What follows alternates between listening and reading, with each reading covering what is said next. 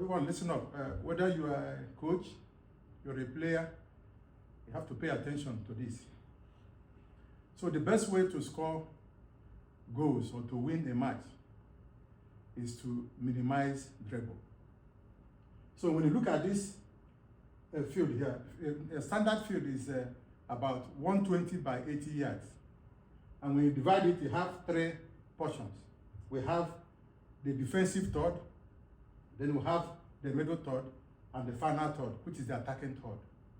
So your aim is to move your ball from A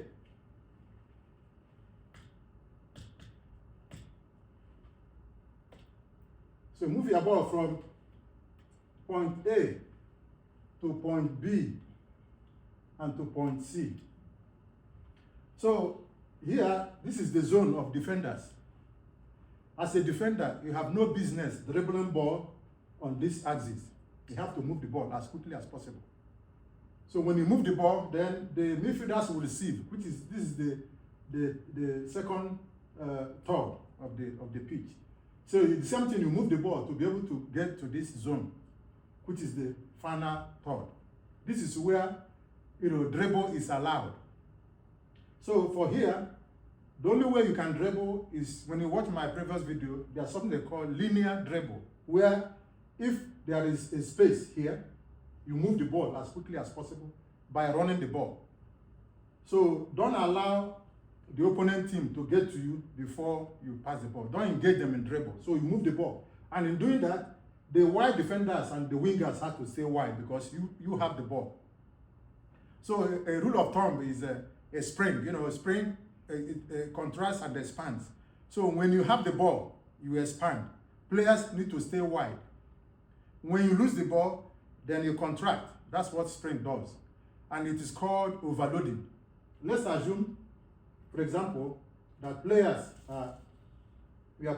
defenders are here. This is the goalkeeper. We have defenders here.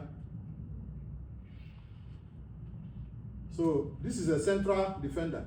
So once they have the ball, the wingers need to stay wide. Then we have the midfielders. Everybody stay wide. Then let's assume we have the strikers for here. So this is the ball. You move the ball as quickly as possible while you are staying wide. Then this one, move the ball here, goes this way. So you spend little time, few seconds. The average time it will take a team that is real mobile to move from here to here is 30 seconds.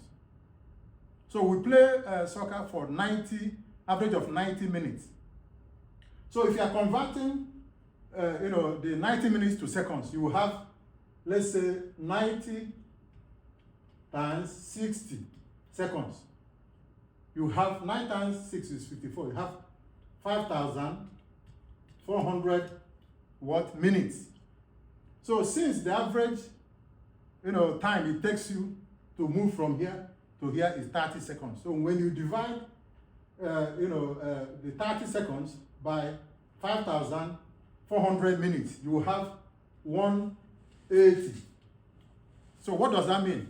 It means that in the space of 90 minutes of play, you are supposed to, transit from here to here 180 times. That is to tell you that you need to get there for 30 seconds. So if you can do that, you have the chance of winning the game more than the team that is dribbling. Well, there are only 3 conditions where you can dribble. Number 1 condition where you can dribble, or number 1 situation is when you are giving ball under difficult situation, D. Let's assume you have the ball. Your opponent, your partner have the ball here, and you are here. Suddenly, you are sandwiched by these players, and you receive ball here. That is a bad pass, because in the first place, your partner is not supposed to pass ball to you under this condition, because you are being sandwiched by opponent players. So what do? You have to dribble yourself out of this difficult situation. And once you have done that, move the ball. You move the ball. Once you have done that, you do what? You pass. That is condition 1. Condition 2 here is when you are on this final third of the pitch and ball is here. They have ball and these are their defenders. These are their defenders. 4 defenders. This is a goalkeeper. And you have the ball. You are here and you have the ball. This is your partner. This is the winger and you have the ball. So once you have the ball, you have to take the ball to isolate one defender. Take the ball to him. So on getting close, you make an angle. So you have dribbled him, then you can now make a pass to this winger or you strike the ball. That is the second condition where you can dribble. The third condition where you can dribble is that you have the ball here. Let's say you are a defender and you have the ball. And there is a space here. There's open space. You can run the ball, you can dribble quick, move the ball as quick as possible before they will encroach. Don't engage them. What do? You pass the ball. That is condition 3. Other than that, you will be doing yourself a disfavor when you start to dribble unnecessarily. When you dribble unnecessarily, number 1, you are susceptible to injury. Number 2, you lose possession because you want to dribble, you want to show style. Like a lot of young players, once they get the ball, the next thing they will do is to want to dribble. Once you receive the ball, look for a pass before dribble. Look for a pass before dribble. So under this 3 conditions, that's the only time you can dribble. Other than that, move the ball as quickly as possible.